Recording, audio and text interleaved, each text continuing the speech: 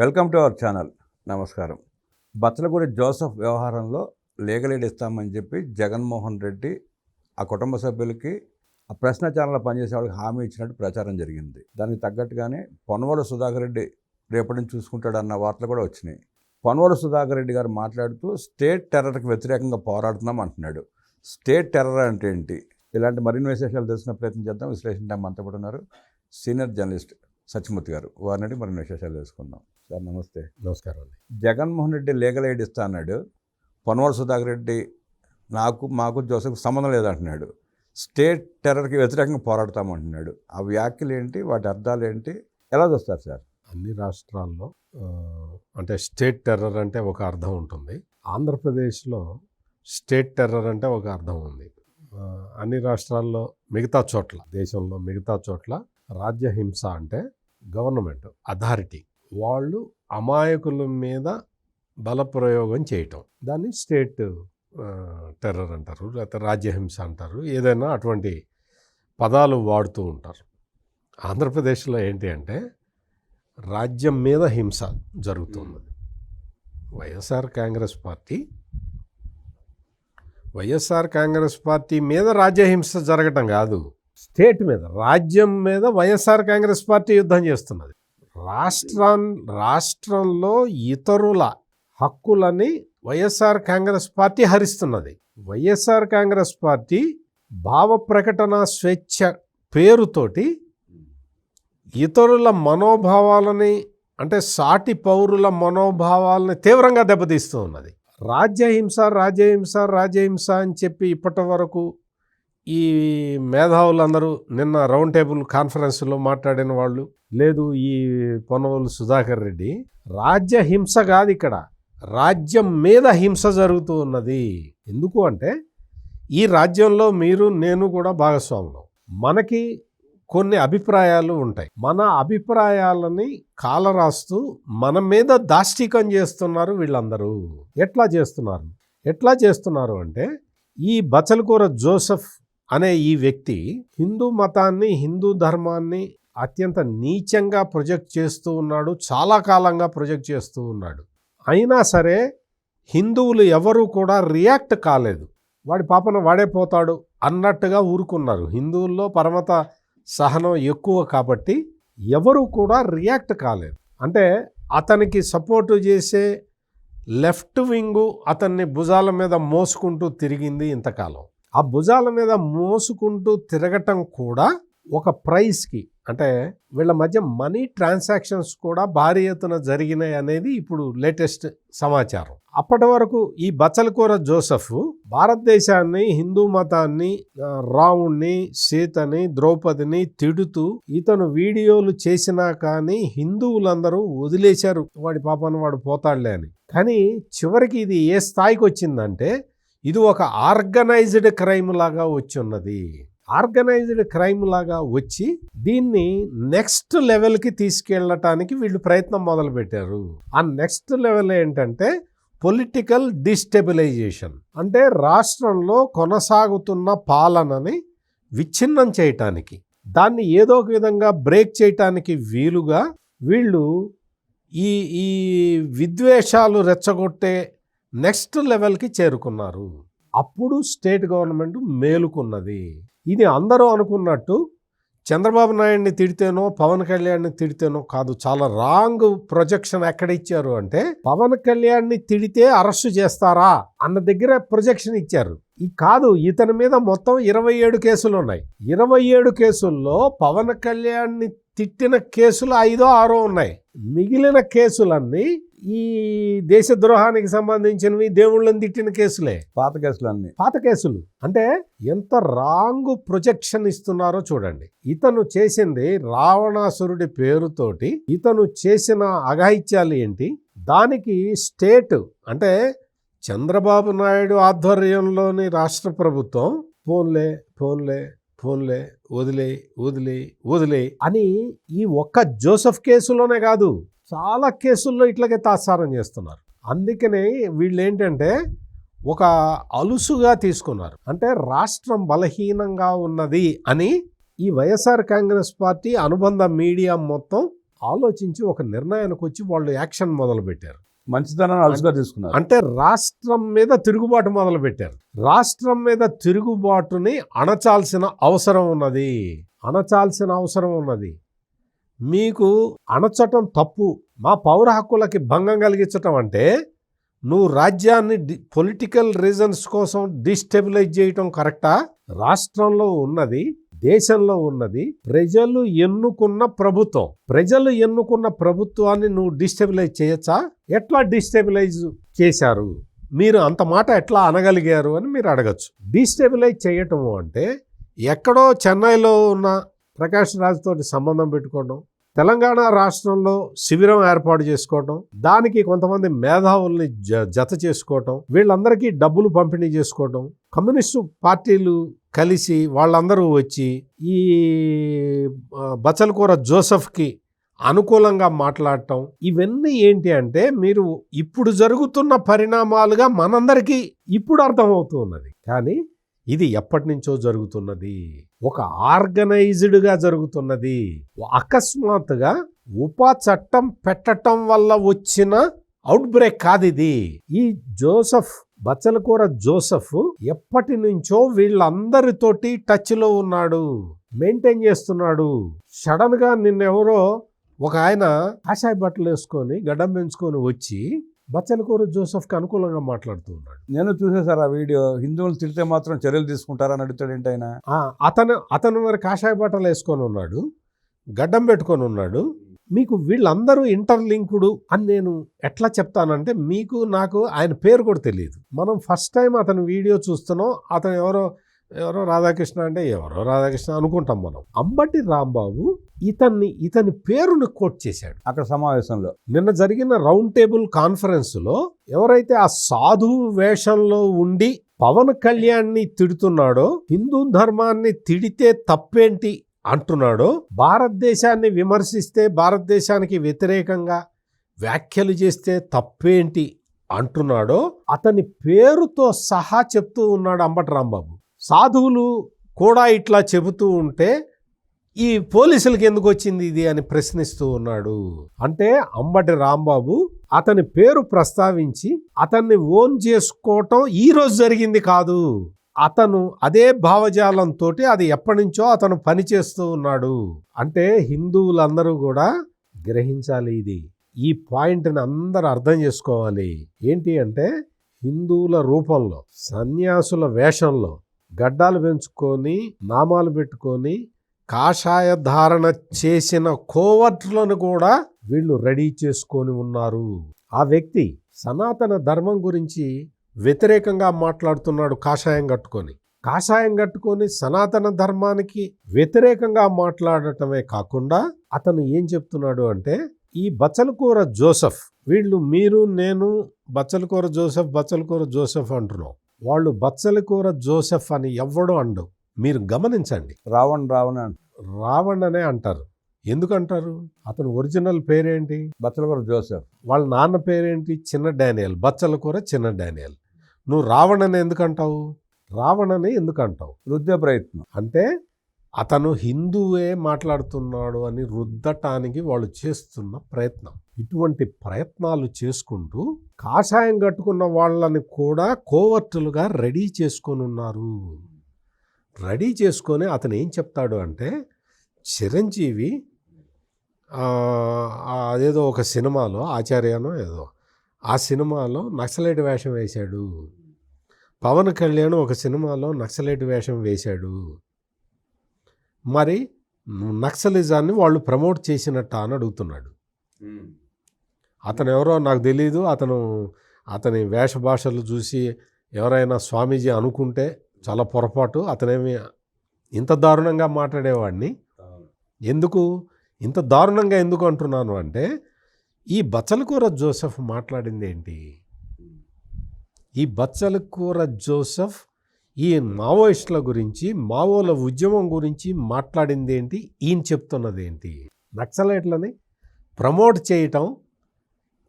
ఈ చిరంజీవి ప్రమోట్ చేశాడు, పవన్ కళ్యాణ్ ప్రమోట్ చేశాడని చెప్తున్నాడు ఇతను.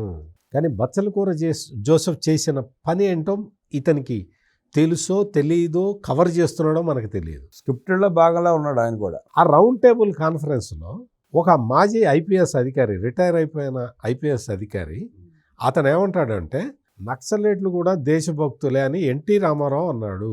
ఎన్టీ రామారావును కూడా పనిష్ చేస్తారా అని అడుగుతున్నాడు. అంటే సందర్భం ఏంటి, వాళ్ళ వ్యాఖ్యలు ఏంటి అనేది కూడా ఆలోచించకుండా ఈ బచ్చలకూర జోసెఫ్ తోటి చిరంజీవిని, పవన్ కళ్యాణ్ని, ఎన్టీ రామారావుని తీసుకొచ్చి ఈక్వేట్ చేయటం అనేది ఎంత దారుణమైన విధానమో మీరు ఆలోచించాలి. వాళ్ళని వాళ్ళు తగ్గించుకుంటున్నామని ఆలోచన కూడా చేయట్లేదు. ఎంత దారుణం. ఇప్పుడు రౌండ్ టేబుల్ కాన్ఫరెన్స్లో ఈ బచ్చలకూర జోసెఫ్కి మద్దతు పలికిన వాళ్ళు నేను ఉపా చట్టాన్ని సమర్థించే వీళ్ళు వ్యతిరేకిస్తున్నారు అని నేను అనుకోవటల్లా. నేను అనుకుంటున్నది ఏంటంటే వీళ్ళు for the sake of బచ్చలకూర Joseph వీళ్ళు బయటకు వచ్చారు తప్ప వీళ్ళు సిద్ధాంతపరంగా ఉపా చట్టాన్ని వ్యతిరేకించే వ్యక్తులు కూడా కాదు. ఎందుకు అంటే అందులో సీనియర్ మోస్ట్ రిటైర్డ్ ఐపీఎస్ ఆఫీసర్లు ఇద్దరు వచ్చారు. వాళ్ళిద్దరూ కూడా యాంటీ నక్సల్ ఆపరేషన్లో పనిచేసిన వాళ్ళు. యాంటీ నక్సల్ ఆపరేషన్లో పనిచేసిన వాళ్ళు వచ్చి ఉపా చట్టానికి గురించి మాట్లాడతారా? సర్వీసులో ఉన్నప్పుడు ఏం చేసావు? ఉపా చట్టం మీద వ్యతిరేకంగా నిరసన వ్యక్తం చేస్తూ మీ ఇద్దరికి కూడా చాలా ప్రెసిడెంట్ మెడల్స్ వచ్చినాయి కదా, అవి తిరస్కరించాలా అక్కర్లేదా? ఉపా చట్టం ఉన్న దేశంలో నువ్వు అసలు పోలీస్ ఆఫీసర్గా ఎట్లా పనిచేసావు? ఉపా చట్టం వద్దనుకుంటే తిరస్కరించాలి. ఉపా చట్టం అమలులో ఉన్న దేశంలో నువ్వు పోలీస్ అధికారిగా ఎలా పనిచేసావు? నీ మెరిటోరియస్ సర్వీస్కి రాష్ట్రపతి మెడల్ ఎట తీసుకున్నావు? నేను రాష్ట్రపతి మెడల్ తీసుకుంటానండి, ఉపా చట్టాన్ని రద్దు చేయండి అని చెప్పాలి కదా. అంటే అప్పుడు వేరు ఇప్పుడు వేరా? ఇప్పుడు మీ అందరూ రాజకీయ నాయకులా? అప్పుడు పోలీస్ ఆఫీసర్లు. అంటే మీరు ఏ వేషంలో ఉంటే ఆ వేషాన్ని మేమందరం యాక్సెప్ట్ చేయాలా? ఏ వేషం ఉంటే ఆ భాష మాట్లాడుతుంటే యాక్సెప్ట్ చేయాలి. ఆయనేమో గడ్డం పెంచుకొని కాషాయ వస్త్రాలు వేసుకొని ఆయన వస్తాడు. ఆయన వేషాన్ని ఆయన భాషని యాక్సెప్ట్ చేయాలి, ఒక సాధువుగా యాక్సెప్ట్ చేయాలి. వీళ్ళు పోలీస్ డ్రెస్ వేసుకుంటే వీళ్ళు పోలీస్ ఆఫీసర్లు, నిజాయితీ పోలీస్ ఆఫీసర్లు అని యాక్సెప్ట్ చేయాలి. ఆ డ్రెస్సు వదిలేసి మామూలు బట్టలు వేసుకుంటే వీళ్ళు పెద్ద రాజకీయ నాయకులు, మంచి రాజకీయ నాయకులు అని విశ్వసించాలి, ప్రశ్నించకూడదు. ఈ రోజున ఈ మేధావులందరూ ఈ మొత్తం రౌండ్ టేబుల్ కాన్ఫరెన్స్లో పార్టిసిపేట్ చేసిన మేధావులందరూ కూడా ఒక స్ట్రైట్ క్వశ్చన్ ఒక్కటే అడుగుతా. ఈ బచ్చలకూర జోసెఫ్ ఫోన్లో 12 బ్లూ ఫిల్ములని మించిన వీడియోలు దొరికినాయి. ఎవరితోటి?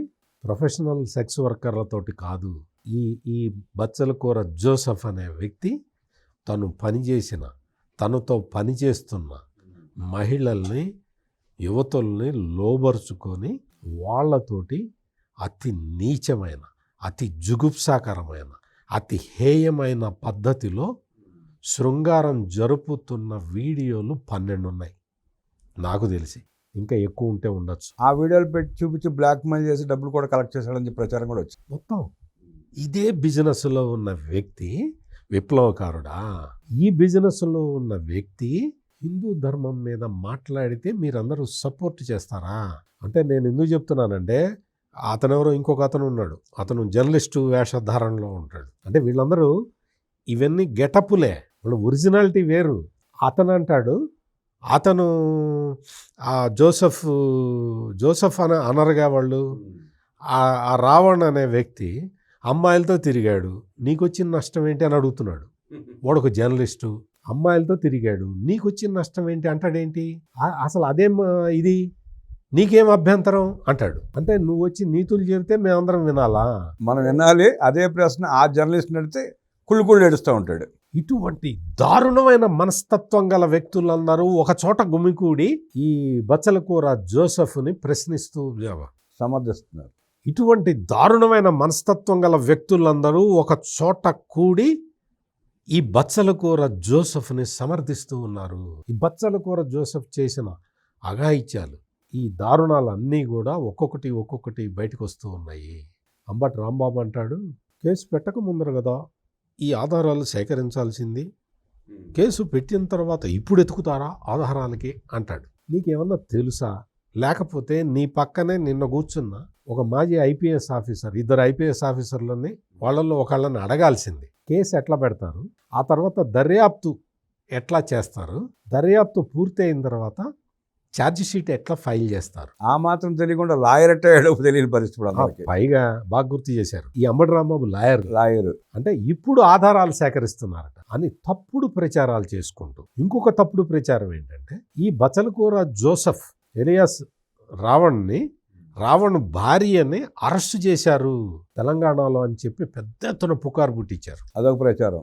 భార్యలను కూడా అరెస్ట్ చేస్తారా? ఇంకొకడైతే ఒక అడుగు ముందరకేసి ఈ నెట్వర్క్ ఎట్లా పనిచేస్తుంది చూడండి. వైసీపీ సోషల్ మీడియా నెట్వర్క్ ఎట్లా పనిచేస్తున్నదంటే, తల్లిని తండ్రిని అరెస్ట్ చేశారు, ఇంట్లో ఒక అభాగ్యుడైన ఒక పిల్లవాడు ఉన్నాడు, ఆ పిల్లవాడు అనాథ అయిపోయాడు, ఇట్లా ప్రచారం చేశారు. అంటే ఏంటి? రాష్ట్రం మీద, అంటే అథారిటీ మీద, స్టేట్ మీద కోపం తెప్పించాలి ఈ ప్రజలకి అన్న ప్రయత్నాలు ఇవన్నీ. అట్లాగే అసలు ఇప్పుడు అనంతబాబు అనే వ్యక్తితో కలిసి భార్య డ్రైవర్ని చంపి డోర్ డెలివరీ ఇస్తే ఆమెను కూడా అరెస్ట్ చేశారు. అట్లాగే రావణ్ భార్య కూడా అలాంటి కార్యక్రమాలు చేస్తే అరెస్ట్ చేస్తారు. తప్పే ఉందంటే చట్ట వ్యతిరేక పనులు చేస్తే ఎవడైనా అరెస్ట్ చేస్తారు. అట్లా కాదుట, భర్తని అరెస్ట్ చేసి భార్యను కూడా అరెస్ట్ చేస్తే పిల్లలు ఏం కావాలి, ఈ పిల్లలు ఏం కావాలి అన్న విషయాన్ని వాళ్ళిద్దరూ ఆలోచించుకొని నేరానికి పాల్పడటానికి ముందు ఆలోచించుకోవాలి. వాళ్ళిద్దరు ఆ పరిస్థితి వస్తే రాష్ట్ర ప్రభుత్వం స్టేట్ హోమ్స్ పెట్టి అక్కడ పిల్లల్ని చూసుకుంటారు జాగ్రత్తగా. అంటే ఎందుకంటే ఇవన్నీ మనం బాధతోటి చెప్పుకోవాలి, ఆందోళనతో చెప్పుకోవాలి, ఆవేదనతో చెప్పుకోవాలి. ఎందుకు చెప్పుకోవాలి అంటే, ఆంధ్రప్రదేశ్లో స్టేట్ మీద పోరాటం జరుగుతున్నది. వైసీపీ చేస్తున్నది ప్రజలు కాదు. తాము ఎన్నుకున్న ప్రభుత్వానికి వ్యతిరేకంగా గళం విప్పటానికి ప్రజలకి అధికారం ఉంది. ప్రజలు వ్యతిరేకంగా మాట్లాడచ్చు, కానీ రాజకీయ కోణంలో, రాజకీయ ముసుగులో ఈ ఆర్గనైజ్డ్ క్రైమ్స్ చేస్తున్నారు వీళ్ళు. ఇది డేంజరస్ థింగ్. ప్రజాస్వామ్యంలో ఇటువంటివి పనికి రావు. ప్రజాస్వామ్య వ్యవస్థ ఉండాలి అంటే ఇటువంటి దౌర్జన్యాలను ఆపాలి. ఈ మేధావులందరూ ఆడి ఫోన్లో దొరికిన బ్లూ ఫిల్మ్లకి సమాధానం చెప్పాల్సిందే. కీలక డాక్యుమెంట్ కూడా చాలా దొరికినాయి. ఇంకా చెబితే ఆశ్చర్యపోతారు. ఇంకా అన్ని బయటకు వస్తాయి. క్యాష్ ట్రాన్సాక్షన్స్, ఒక చోట నుంచి లంసమ్గా ఒక అమౌంట్ వస్తే ఆ అమౌంట్ని డిస్ట్రిబ్యూట్ చేశాడు ఇతనికి అమౌంట్ రావటం, ఇతను మిగిలిన వాళ్ళకి డిస్ట్రిబ్యూట్ చేయటం. పెద్ద పెద్ద లీడర్లు, వైసీపీలో మంత్రులుగా పనిచేసిన వాళ్ళు దొరుకుతున్నారు. పెద్ద మేధావులు. మేము ఇచ్చే విశ్లేషణల మీద సమాజం ఆధారపడి ఉన్నది అని భావించే ప్రొఫెసర్లకి డబ్బులు పోయినాయి. రౌండ్ టేబుల్ మొత్తానికి పోయినాయి అంటున్నారు. అసలు ఈ ఒక లేడీ జర్నలిస్ట్ అని చెప్పుకొని పెద్ద పెద్ద వీడియోలు చేసి పెద్ద పెద్ద విషయాలు మాట్లాడే ఆమెకి పోయిన డబ్బులు వాళ్ళందరూ పిసుక్కుంటున్నారు. ఇప్పుడు ఎందుకు చెప్తున్నానంటే, ఇటువంటివన్నీ కూడా ప్రజలు గమనించాలి. ఇదంతా ఏదో ఒక వ్యక్తి మీద కక్షతోటి చేస్తున్నది కాదు. ఇది ఒక ఆర్గనైజ్డ్ క్రైమ్ అని ఇప్పటికే ఎస్టాబ్లిష్ అయిపోయింది. ఇంకా భవిష్యత్తులో ఈ కేసు ఎట్లా ముందరికి వెళ్తుందనేది మనం చూడాలి. ఈ మొత్తం ముఠా అంతా కూడా వైసీపీ ముఠానే. జోసెఫ్ విషయంలో ప్రభుత్వం తీసుకున్న ప్రతి నిర్ణయాన్ని ప్రజలు సమర్థిస్తున్నారు. ప్రజలు సమర్థిస్తారంటే జగన్ హింస ఎక్కువైంది. జగన్ ముఠా హింస. అంబటి రాంబాబు క్లియర్ కట్గా చెప్తున్నాడు, మేము అతను క్రిమినల్ అయినా సరే మేము సపోర్ట్ చేస్తాము, రాముణ్ణి ఓడిస్తాము, రావణాసురుణ్ణి గెలిపిస్తాము. ఈ మాటలు అన్నది అంబటి రాంబాబు. ఈ మాటలతోటి మాకు సంబంధం లేదు అంటే జగన్మోహన్ రెడ్డి అంబటి రాంబాబుని పార్టీ నుంచి సస్పెండ్ చేయాలి. అంబటి రాంబాబుని పక్కనే పెట్టుకున్నావు అంటే రాముణ్ణి ఓడిస్తాం, రావణాసురుణ్ణి గెలిపిస్తాం అన్న అతని స్టేట్మెంట్ జగన్మోహన్ రెడ్డి ఇచ్చిన స్టేట్మెంట్గా మేము భావించాల్సి ఉంటుంది. అందుకని పొన్నవేలు సుధాకర్ రెడ్డి వచ్చి ఈ రోజున ఎన్ని నీతులు చెప్పినా జగన్మోహన్ రెడ్డి అతని భావన ఏంటి అంటే, ఈ దేశంలో రాముడు ఓడిపోవాలి, ఏకపత్ని వ్రతుడు, తండ్రి ఆజ్ఞను పాలించేవాడు, ప్రజలని సుభిక్షంగా పరిపాలించేవాడు, రామరాజ్యం ఎలా ఉండాలో చూపించిన రాముడు ఓడిపోవాలి, సీతమ్మ వారిని ఎత్తుకెళ్ళిన రావణాసురుడు గెలవాలి. ఇది కాన్సెప్ట్ జగన్మోహన్ రెడ్డిది. ఆ కాన్సెప్ట్ని వీళ్ళందరూ ప్రమోట్ చేస్తూ ఉన్నారు. రాష్ట్ర ప్రభుత్వానికి వ్యతిరేకంగా పనిచేస్తూ ఉన్నారు. జోసెఫ్ అరాచకాలు, న్యూడ్ వీడియోలు, జగన్ రెడ్డి ముఠ విధ్వంసం గురించి, హింస గురించి అనేక విషయాలు మనకు తెలియజేసిన సత్యమూర్తి గారికి ధన్యవాదాలు తెలియజేస్తూ నమస్కారం.